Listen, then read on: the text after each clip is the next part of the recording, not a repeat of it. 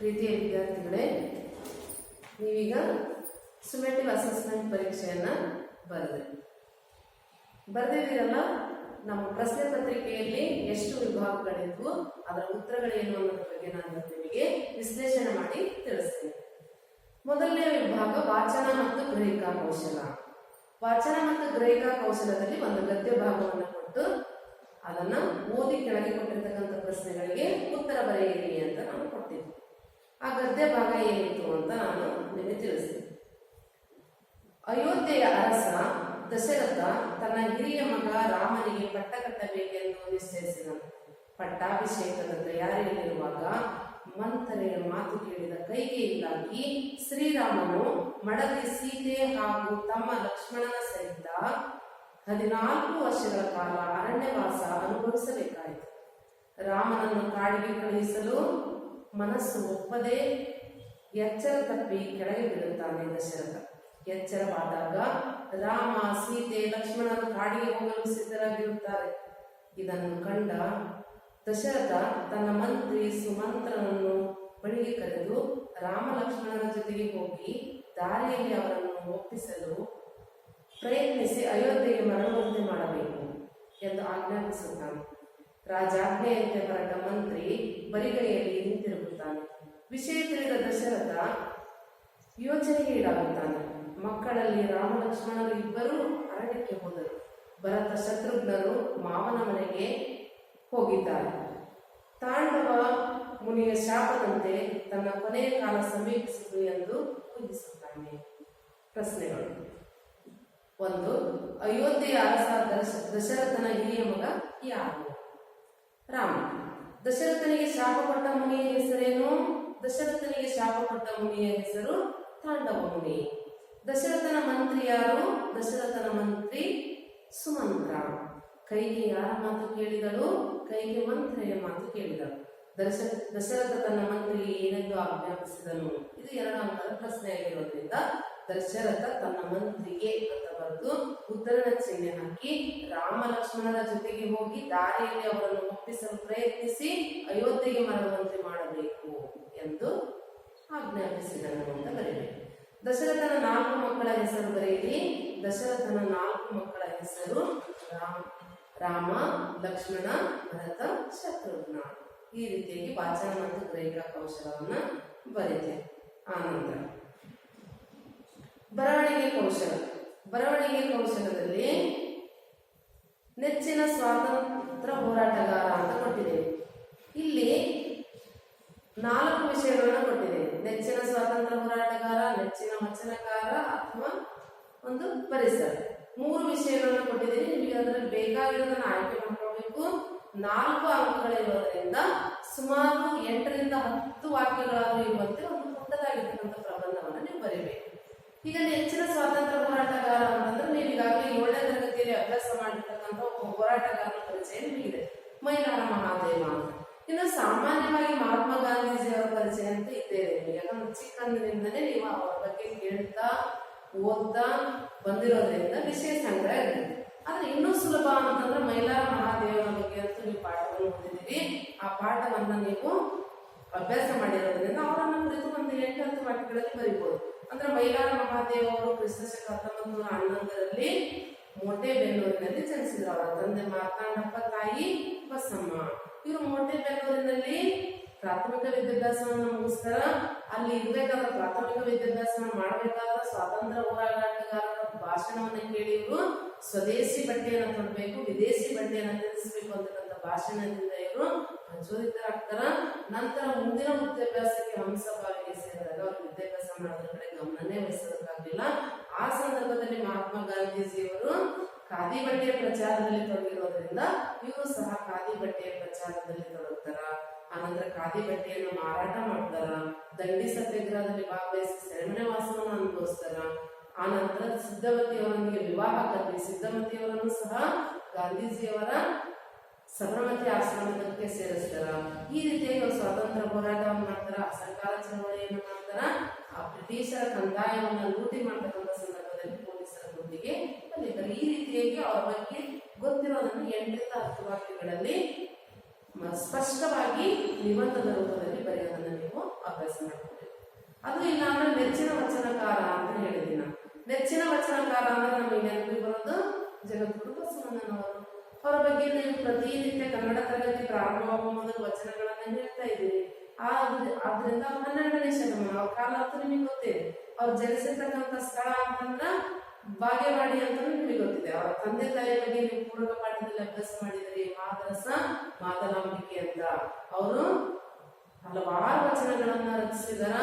ಅವರ ಅಂಕಿತ ನಾಮ ಕೂಡಲ ಸಂಗಮ ದೇವ. ಇದನ್ನ ಬೇಕಾದ್ರೂ ಬರೀಬಹುದು.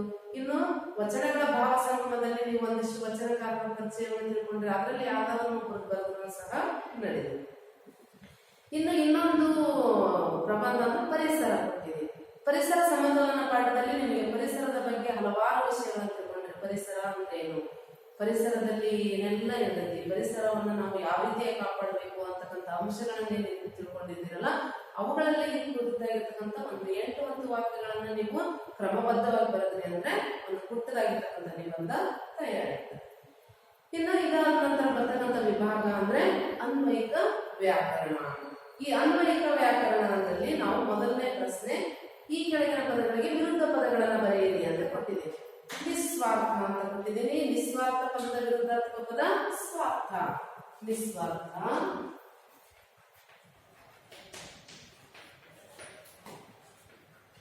ಸ್ವಾರ್ಥ. ಅದಾದ ನಂತರ ಸ್ವದೇಶಿ ವಿದೇಶಿ.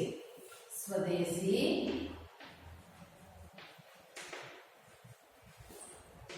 ವಿದೇಶಿ. ಇದಾದ ನಂತರ ಈ ಕೆಳಗಿನ ಪದಗಳಿಗೆ ಸಮಾನಾರ್ಥಕ ಪದಗಳನ್ನು ಬರೆಯಿರಿ. ಒಂದು ಬಂಗಾರ ಮತ್ತು ಪತ್ನಿ ಅಂತ ಕೊಟ್ಟಿದ್ದೀವಿ. ಬಂಗಾರ, ಪತ್ನಿ. ಬಂಗಾರ ಅಂದ್ರೆ ಚಿನ್ನ, ಹೇಮ, ಕನಕ, ಸುವರ್ಣ, ಇವೆಲ್ಲ ಸಮಾನಾರ್ಥಕ ಪದಗಳು. ಸಮಾನಾರ್ಥಕ ಪದಗಳು ಅಂದ್ರೆ 2ಕ್ಕಿಂತ ಹೆಚ್ಚು ಪದಗಳನ್ನ ಬರೀಲೇಬೇಕು ಅಂತ ಹೇಳಿದೀನಿ. ಗೊತ್ತಾಗ್ತಾ ಇಲ್ಲ ಅಂದ್ರೆ 3 ಪದಗಳನ್ನ ಅದನ್ನು ಬರೀಬೇಕು. ಇನ್ನೂ ಸಾಧ್ಯ ಇಲ್ಲ ಅಂದ್ರೆ 2 ಪದಗಳನ್ನ, ಕನಿಷ್ಠ 2 ಪದಗಳನ್ನ ಅದನ್ನು ಬರೀಲೇಬೇಕು. ಪತ್ನಿ, ಹೆಂಡತಿ, ಸತಿ, ಅರ್ಧಾಂಗಿ, ಈ ರೀತಿಯಾಗಿ ಬರೀಬೇಕು ಸಮಾನಾರ್ಥಕ ಪದಗಳನ್ನು. ಇನ್ನು ಈ ಕೆಳಗಿನ ಪದಗಳಲ್ಲಿ ಇರತಕ್ಕಂತ ವಿಭಕ್ತಿ ಪ್ರತ್ಯಯಗಳನ್ನು ಗುರುತಿಸಿ ಬರೆಯಿರಿ ಅಂತ ಹೇಳಿದೀನಿ. ಮಡುವಿನಲ್ಲಿ ಕರ್ಣನಿಗೆ. ಮಡುವಿನಲ್ಲಿ ಕರ್ಣನಿಗೆ. ಅಲ್ಲಿ ಗೆ ಸಪ್ತಮಿ. ಅಲ್ಲಿ ಸಪ್ತಮಿ, ಗೆ ಚತುರ್ಥಿ.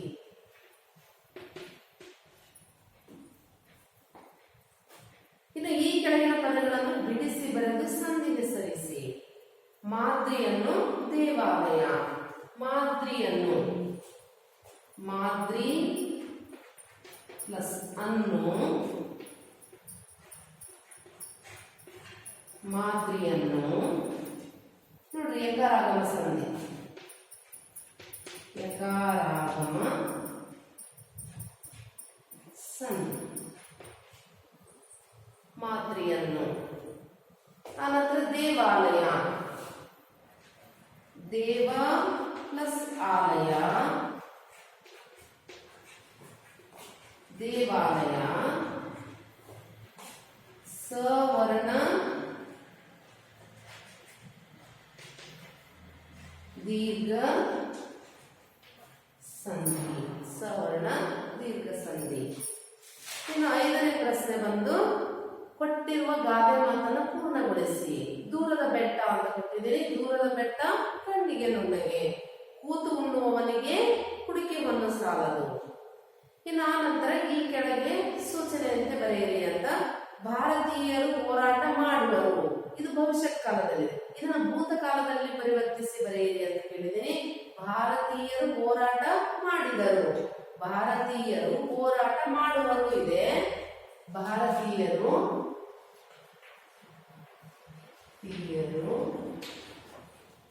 ಹೋರಾಟ ಮಾಡುವರು. ಮಾಡುವರು ವಾ ಪ್ರತ್ಯಯ ಇರೋದ್ರಿಂದ ಇದು ಭವಿಷ್ಯತ್ ಕಾಲದಲ್ಲಿದೆ. ಉತ್ತ ದ ವ ಇದನ್ನ ಭೂತಕಾಲದಲ್ಲಿ ಪರಿವರ್ತಿಸಿ ಬರೆಯಿರಿ ಅಂತಂದ್ರೆ ಮಾಡಿದರು ಇದನ್ನ ಭೂತಕಾಲದಲ್ಲಿ ಬರೆಯುವುದು. ಇನ್ನು ಆ ನಂತರ ಇವಳನ್ನು ಈ ಕೆಳಗಿನ ಪದಕ್ಕೆ ನಾನಾರ್ಥಕ ಪದ ಬರೆಯಿರಿ ಅಂತ ಹೇಳಿದ್ದಾರೆ. ಬಟ್ಟೆ ನಾನಾರ್ಥಕ ಪದವನ್ನು ಬರೆಯಬೇಕಾದ್ರೆ ಗಮನಿಸಬೇಕಾದ ಲೇಖನ ಚಿಹ್ನೆ. ಬಟ್ಟೆ ಅಂದ್ರೆ ವಸ್ತ್ರ, ದಾರಿ. ಇದು ಅನ್ವಯಿಕ ವ್ಯಾಕರಣ. ಇನ್ನ ನಂತರ ಈ ಬಹು ಆಯ್ಕೆಯ ಪ್ರಶ್ನೆಗಳೇನದವು, ಆ ಬಹು ಆಯ್ಕೆಯ ಪ್ರಶ್ನೆಗಳಲ್ಲಿ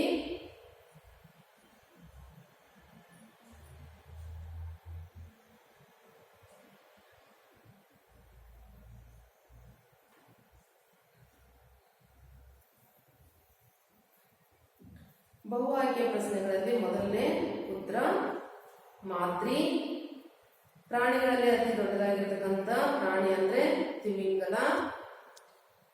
ಇನ್ನು ಇವರು ಖಾದಿ ಬಟ್ಟೆಯನ್ನ ಎಲ್ಲಿ ತಯಾರಿಸ್ತಾ ಇದ್ರು, ಯಾವ ಸ್ಥಳದಲ್ಲಿ ಅಂದ್ರೆ ಕಲಾದಗಿ. ತಾಯಿ ಆಟ ಆಡ್ತಾ ಇರ್ತಕ್ಕಂಥ ಆಟ ಅಂದ್ರೆ ಪಗಡೆ ಆಟ. ಇನ್ನು ಜೇಡರ ದಾಸಿಮಯ್ಯನವರ ಅಂಕಿತ ನಾಮ ಅಂತಂದ್ರೆ ರಾಮನಾಥ. ನಾವು ಹರಿವನಕ ಅಂದ್ರೆ ನಮ್ಮ ಕಲ್ಪನೆಯನ್ನು ಹರಿವನಕ ಸಾಲು ಎಂತಹ ದೀಪವನ್ನು ಹಚ್ಚಬೇಕು ಅಂದ್ರೆ ಕನ್ನಡ ದೀಪವನ್ನು ಹಚ್ಚಬೇಕು. ಯಾವುದು ಕ್ಷಣಿಕವಾದದ್ದು ಅಂದ್ರೆ ಕಾಲ. ಈ ಪ್ರಥಮವಾಗಿರ್ತಕ್ಕಂಥ ಸ್ತ್ರೀವಾದಿ ಲೇಖಕಿ ಅಂದ್ರೆ ಮೊಟ್ಟ ಮೊದಲ ಸ್ತ್ರೀವಾದಿ ಲೇಖಕಿ ಅಂದ್ರೆ ತಾರಾಬಾಯಿ. ಈ ಸಾವಿತ್ರಿಬಾಯಿಯವರ ಪತಿ ಅಂತಂದ್ರೆ ಜ್ಯೋತಿಬಾ. ಇನ್ನು ಕಚ್ಚೇವು ಕನ್ನಡದ ದೀಪ ಪದ್ಯವನ್ನು ಬರೆದಿರ್ತಕ್ಕಂಥ ಕವಿ ಅಂದ್ರೆ DS ಕರ್ಕಿಯವರು. ಅಂದ್ರೆ ಉತ್ತರಗಳು ಈ ಬಹು ಆಯ್ಕೆಯ ಪ್ರಶ್ನೆಗಳಿಗೆ ಉತ್ತರಗಳು: 1 ಮಾದ್ರಿ, 2 ತಿಮಿಂಗಲ, 3 ಕಲಾದಗಿ, 4 ಪಗಡೆ, 5 ರಾಮನಾಥ, 6 ಕನ್ನಡ, 7 ಕಾಲ, 8 ತಾರಾಬಾಯಿ, 9 ಜ್ಯೋತಿಬಾ, 10 DS ಕರ್ಕಿ. ಇನ್ನು ಈ ಕೆಳಗಿನ ಪದಗಳೇನದವಲ್ಲ ಇದು ಯಾವ ಪಾಠದಿಂದ ಆಯ್ದುಕೊಳ್ಳಲಾಗಿದೆ ಮತ್ತು ಯಾರು ಯಾರಿಗೆ ಹೇಳಿದರು ಅಂತ ಬರೆದ್ರೆ ಅಂದ್ರೆ 2 ಅಂಕಗಳು. ಯಾವ ಪಾಠದಿಂದ ಅಂತ ಬರೆದ್ರೆ 1 ಅಂಕ, ಯಾರಿಗೆ ಹೇಳಿದರು ಅಂತ ಬರೆದ್ರ 1 ಅಂಕ. 2 ಅಂಕಗಳು ಸಿಗ್ತವು. ಬಹಳ ಅದ್ಭುತವಾದ ಸೇವೆ ಮಾಡಿದ್ದೀರಿ.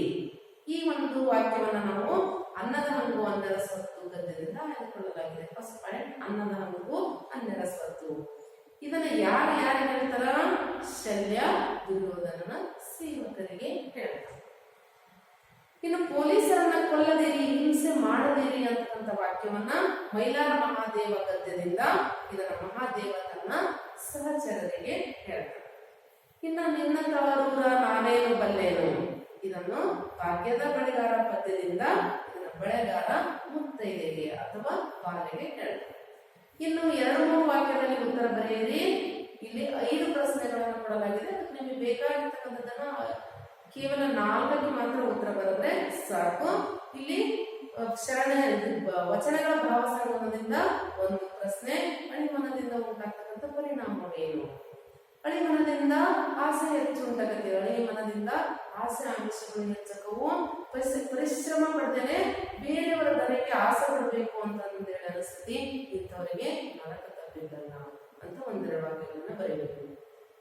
ಇನ್ನು ಪುಲೆ ದಂಪತಿಗಳು ಮಾಡಿರ್ತಕ್ಕಂಥ ಸಾಮಾಜಿಕ ಸುಧಾರಣಾ ಕಾರ್ಯಕ್ರಮಗಳು ಯಾವುವು ಅಂತಂದ್ರೆ ಇನ್ನೊಂದು ಪ್ರಶ್ನೆಯನ್ನು ಕೇಳಿದ್ದೀನಿ. ಅದೇನಂದ್ರೆ ಪುಲೆ ದಂಪತಿಗಳು ಮೊಟ್ಟ ಮೊದಲಿಗೆ ಎಲ್ಲಾ ಜಾತಿಯವರು ಮುಕ್ತವಾಗಿ ಬಳಸದಂತ ಒಂದು ನೀರಿನ ತೊಟ್ಟಿಯನ್ನ ಕಟ್ಟಿದ್ರು, ಮೊದಲನೇ ಕಾರ್ಯ. 2ನೇದು ಸತ್ಯಶೋಧಕ ಸಮಾಜವನ್ನ ನಿರ್ಮಾಣ ಮಾಡಿದ್ರು, ಸತ್ಯಶೋಧಕ ಸಮಾಜವನ್ನ ಕಟ್ಟಿದ್ರು. ಅದರ ಮುಖ್ಯ ಉದ್ದೇಶ ಅಂತಂದ್ರ ದೇವರ ದೃಷ್ಟಿಯಲ್ಲಿ ಎಲ್ಲರೂ ಸಮಾನರು, ಈ ದೇವರಿಗೆ ಮತ್ತು ನಮಗೂ ಯಾವುದೇ ಮಧ್ಯವರ್ತಿ ಅವಶ್ಯಕತೆ ಇಲ್ಲ ಅಂತಂದು ಹೇಳಿ ತೋರಿಸ್ಕೊಡೋದಕ್ಕೋಸ್ಕರ ಮೊಟ್ಟ ಮೊದಲಿಗೆ ಪುರೋಹಿತರಿಂದ ಒಂದು ವಿವಾಹವನ್ನ ಮಾಡಿಸಿದ್ರು. ಅದೇ ರೀತಿ ಬ್ರಾಹ್ಮಣ ವಿಧವೆ ಆಗಿರ್ತಕ್ಕಂಥ ಕಾಶಿಬಾಯಿಯ ಮಗ ಯಶವಂತನನ್ನ ದತ್ತು ತಗೊಂಡು ಸಾಕಿದ್ರು. ಇವು ಅವ್ರು ಮಾಡಿರ್ತಕ್ಕಂಥ ಸಮಾಜದ ಸುಧಾರಣಾ ಕಾರ್ಯ. ಇನ್ನು ಮುತ್ತೈದೆ ಬಳೆಗಾರನಿಗೆ ತವರೂರಿಗೆ ಹೋಗೋದಕ್ಕೆ ಹೇಳಿರ್ತಕ್ಕಂಥ ಗುರುತುಗಳೇನು ಅಂತ ಪ್ರಶ್ನೆಗಳಿದೆ. ಆ ಪ್ರಶ್ನೆಗೆ ಮುತ್ತೈದೆ ತನ್ನ ತವರು ಮನೆಗೆ ಹೋಗಲು ಬಳೆಗಾರನಿಗೆ ಹೇಳಿರ್ತಕ್ಕಂಥ ಗುರುತುಗಳು ಅಂದ್ರೆ ಬಾಳೆ ಬಲಕ್ಕೆ ಬಿಡು, ಸೀಬೆ ಎಡಕ್ಕೆ ಬಿಡು, ಮಧ್ಯದಲ್ಲಿ ಇರ್ತಕ್ಕಂಥ ಹಾದಿಯಲ್ಲೇ ನೀನು ಹೋಗು, ಅಲ್ಲಿ ಆಲೆ ಆಡುತ್ತವೆ, ಗಾಣ ತಿರುಗುತ್ತವೆ, ನವಿಲು ಸಾರಗಳು ನಲಿತಾ ಇರ್ತವು, ಅದೇ ನನ್ನ ತವರು ಅಂತ ಗುರುತುಗಳನ್ನ ಹೇಳ್ತಾರೆ. ವಿಜ್ಞಾನಿಗಳು ಯಾವ ರೀತಿಯಾಗಿ ಯೋಜನೆಯನ್ನು ಕೈಗೊಳ್ಳಬೇಕು ಅಂತ ಹೇಳಿ ಪ್ರಶ್ನೆ. ಯೋಜನೆ ತಯಾರಿಸುವ ವಿಜ್ಞಾನಿಗಳು ನಿಸರ್ಗದ ಆಗುಹೋಗುಗಳನ್ನ ವಿವರವಾಗಿ ಅಭ್ಯಾಸ ಮಾಡಬೇಕು. ಮಾನವನ ಚಟುವಟಿಕೆಗಳು ಮಾನವನಿಗೆ ಕಂಟಕಪ್ರಾಯ ಆಗದಂತೆ ಮುನ್ನೆಚ್ಚರಿಕೆಯನ್ನು ವಹಿಸಿ ವಿಧಾಯಕವಾಗಿ ಕಾರ್ಯಕ್ರಮಗಳನ್ನು ಕೈಗೊಳ್ಳಬೇಕು ಅಂತಕ್ಕಂಥದ್ದು ಈ ಒಂದು ವಿಜ್ಞಾನಿಗಳು ಮಾಡ್ತಕ್ಕಂಥ ಮುನ್ನೆಚ್ಚರಿಕೆಯ ಕಾರ್ಯ. ಇನ್ನು ಶಲ್ಯನಿಗೆ ದುರ್ಯೋಧನ ಮಾಡಿರ್ತಕ್ಕಂಥ ಸೇವೆ ಅಂತದ್ದು. ದುರ್ಯೋಧನ ಯಾವ ರೀತಿಯಾಗಿ ಉಪಚಾರವನ್ನು ಮಾಡ್ದ ಅನ್ನೋ ಪ್ರಶ್ನೆಗೆ, ಶಲ್ಯನಿಗೆ ದುರ್ಯೋಧನನು ಸಾವಿರಾರು ಸೇವಕರನ್ನು ಕಳಿಸ್ಕೊಟ್ಟು ಅವನು ಶಲ್ಯ ಮತ್ತು ಅವನ ಸೈನಿಕರು ಬರ್ತಕ್ಕಂಥ ದಾರಿ ಉದ್ದಕ್ಕೂ ಸುಂದರವಾಗಿರ್ತಕ್ಕಂಥ ವಸತಿ ಗೃಹಗಳನ್ನ ನಿರ್ಮಾಣ ಮಾಡ್ತಾನ ಮತ್ತು ರುಚಿಯಾದ ಅಡುಗೆ ವ್ಯವಸ್ಥೆ, ನೀರಿನ ವ್ಯವಸ್ಥೆ ಮತ್ತು ವೈದ್ಯಕೀಯ ಶುಶ್ರೂಷೆ ವ್ಯವಸ್ಥೆಯನ್ನ ಮಾಡ್ತಾನೆ. ಈ ರೀತಿಯಾಗಿ ಉಪಚಾರವನ್ನು ಗೈಯುತ್ತಾನೆ. ಇದರಲ್ಲಿ 5 ಪ್ರಶ್ನೆಗಳು ಬೇಕಾಗಿರ್ತಕ್ಕಂಥವು ಮತ್ತು ನಿಮಗೆ ಉತ್ತರ ಸರಿಯಾಗಿ ಬರ್ತಕ್ಕಂಥವನ್ನ ಆಯ್ಕೆ ಮಾಡಿಕೊಂಡು ಇವುಗಳನ್ನ ನೀವು ಬರೆದ್ರೆ ಉತ್ತಮ ಅಂಕಗಳನ್ನ ಪಡ್ಕೊಳ್ತೀರಿ.